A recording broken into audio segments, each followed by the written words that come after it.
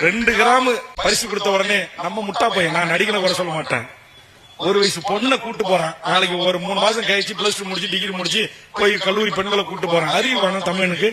அவன் பெத்து வளர்த்து ஒரு ஆளாக்கிய பெண்ணு, நாளைக்கு மாற்றான் மனைவியாக வாழ வேண்டிய ஒரு பெண்ணு, அப்பா யார்களா ஆத்தா யார்களா ஆயிரக்கணக்கான ஊடக பத்திரிகையாளர்கள ஒரு சினிமா கூத்தாடி பையனை கட்டி பிடிச்சி கூடுதல் அனுமதிக்கிற எந்த நடிகனுக்கு செய்யறது? என்ன ஈன பிறவி? தமிழுடைய பிறவியா இது? இவ்வளவு கீழ்த்தரமாலாம் இறங்கி பேசி நான் பார்த்தது கிடையாது. படிக்கிற பசங்களை என்கரேஜ் பண்ற விதமா அவர் இந்த விஷயத்த வந்து தொடர்ந்து 3 வருஷமும் பண்றது இவ்வளவு சந்தோஷமா இருக்கு தெரியுமா? எத்தனை பசங்க வந்து போன வருஷம் வாங்க முடியல, அவரை பார்க்க முடியல, அதுக்காகவாச்சும் இந்த வாட்டி நல்லா படிச்சு மார்க் எடுத்து வந்து அவரை பார்க்கணும்னு வந்திருக்கு தெரியுமா? 1 வருஷத்துக்கு முன்னாடி நான் வந்திருந்தேன் இந்த ஸ்டேஜ்க்கு பிரைஸ் வாங்க, +2ல மார்க் எடுத்ததுக்காக. அப்போ என் தம்பியை நான் கூட்டிட்டு வரணும்னு நினைச்சப்போ அவனால வர முடியல. அப்போ அவன் ரொம்ப ஃபீல் பண்ணான். அப்போ எங்க அப்பா அம்மாட்ட கேட்டப்போ இவங்க சொன்னாங்க, இவளோட தம்பி தான் சொல்லி உன்னை எக்ஸ்கியூஸ் பண்ணி கூட்டிட்டு போகணுமா, இல்ல உன்னோட எஃபோர்ட்ல நீ மார்க் எடுத்து அதனால உன்னை கூட்டிட்டு போகணுமான்னு கேட்டாங்க. அவன் அதை செஞ்சு காட்டினதோட இல்லாம அவன் கூட என்ன கூட்டிட்டு வந்திருக்கான். இப்போ எங்களை மாதிரி சின்ன பசங்க எல்லாம் எங்க பேரண்ட்ஸ்க்கு என்ன பண்ண முடியும்னு நாங்க நினைச்சிட்டு இருந்தப்போ அவங்களே இந்த மாதிரி ஒரு ஸ்டேஜ்ல ஏத்தி ஹானர் பண்ண முடியும்னு நீங்க சொன்னது மட்டும் இல்லாம தொடர்ந்து பண்ணிக்கிட்டும் இருக்கீங்க. அதுக்கு ரொம்ப தேங்க்ஸ் அண்ணா. நம்ம சொன்னா கூட தப்பா இருக்கும், அவர் கூடவே இருந்து பாக்குறவங்க இது கொஞ்சம் கேளுங்களேன். உலகத்திலேயே 13 மணி நேரம் நடையில விருதுகள் கொடுத்துக்கிட்டே இருக்காருங்க. அரசியல் பேசுறது, கல்வியே பேசுறாருங்க. முதுகு வலிக்குங்க, 1/2 மணி நேரம் வலிக்குங்க, 13 மணி நேரம் அந்த நச்சு டப்பா உள்ள போறாங்க.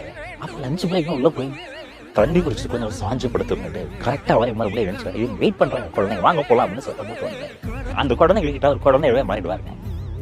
அந்த ஒரு குழந்தை அப்படி பூ கொடுக்கும், அவரோடய பார்ப்பேன், அவரும் பூ வாங்குவாங்க.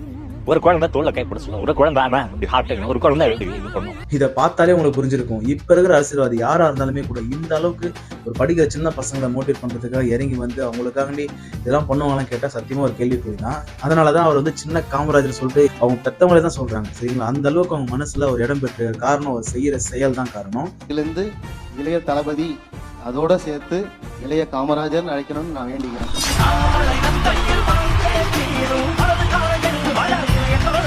அங்க ஒரு பையனும் பொண்ணும் எல்லாம் போய் அவங்களோட அன்பை வெளிக்காட்டுற விதமா கட்டி பிடிக்கிறாங்க. ஏன்னா இதெல்லாம் புதுசா இருக்கு, அந்த பசங்களுக்கு அந்த அளவுக்கு யாரும் என்கரேஜ் பண்ணி அந்த பசங்களும் பார்த்து கிடையாது. நான் சின்ன பையனாக்கு வந்து இன்னைக்கு வரைக்கும் அந்த மாதிரி யாரும் பண்ணி பார்த்தது கிடையாது. ஆனா அதையும் நீங்க இந்த மாதிரி நினைக்கிறீங்கன்னா உங்க மனசு எந்த அளவுக்கு ஒரு தூய்மையான மனசுன்னு நல்லாவே தெரியுது. ஒரு சினிமா கூத்தாடி பையனை கட்டி பிடிச்சி கூடுதல் அனுமதிக்கிற எந்த நடிகனுக்கு செய்யறது? என்ன ஈன பிறவி? சார் இவன் என்ன பண்ண சார்?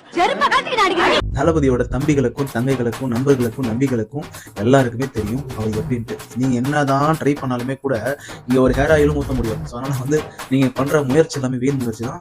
பேரை கெடுக்கணும் மட்டும் நினைக்காதீங்க, அது வாய்ப்பே கிடையாது ராஜா. உங்களோட தளபதி நண்பருக்கு ஷேர் பண்ணி விட்டு நம்ம ஃபாலோ பண்ணிட்டு லைக் போட்டு விட்டு போயிடுங்க. அப்படியே அவரை நீங்க மனமாற ஏதாச்சும் பேச ஆசைப்பட்டீங்கன்னா கமெண்ட்ல பேசி விட்டு போயிடுங்க. பார்த்து ஆறுதல் எடுத்துக் கொள்கிறோம். இவருதான் 2026ல சிஎம்ஆ வருவாரு. கண்டிப்பா நான் சொல்லி கூட்டு வரல.